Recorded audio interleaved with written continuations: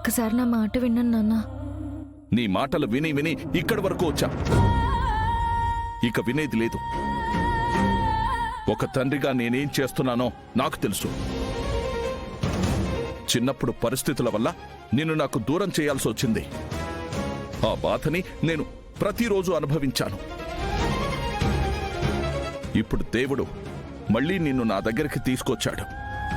ఇక నుంచి నీ జీవితానికి సంబంధించిన ప్రతి నిర్ణయం నిన్ను కాపాడేదే అవుతుంది. నువ్వే కదా గగన్తో నీ బంధం ముగిసిపోయిందని చెప్పింది. నువ్వే కదా విడాకుల పేపర్ల మీద సంతకం పెట్టింది. అంతా అయిపోయాక మళ్ళీ వాడు కనిపించాడని ఎందుకంత ఆరాటపడుతున్నావు? ఆ గగన్ నీ జీవితంలోకి వచ్చిన రోజే నీ ప్రశాంతత పోయింది. వాడు పోయాక ఆ చాప్టర్ క్లోజ్ అయింది అనుకున్నాను.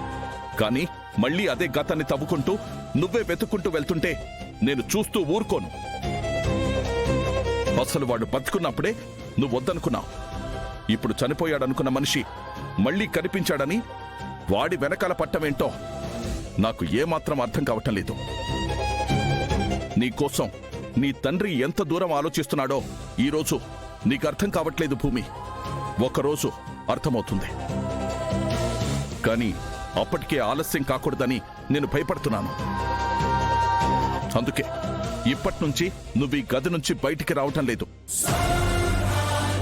పిల్లలు తప్పు చేస్తే వాళ్ళని సరిదిద్దాల్సిన బాధ్యత తల్లిదండ్రులది. ఈరోజు నేనదే చేస్తున్నాను. సారీ, నీ దగ్గర ఫోన్ కూడా ఉండటం మంచిది కాదు. నాన్నా నాన్నా నాన్నా నాన్నా నాన్నా నాన్నా నాన్నా నాన్నా నాన్నా ప్లీజ్ నాన్నా, నా మాట వినండి ప్లీజ్ నాన్నా.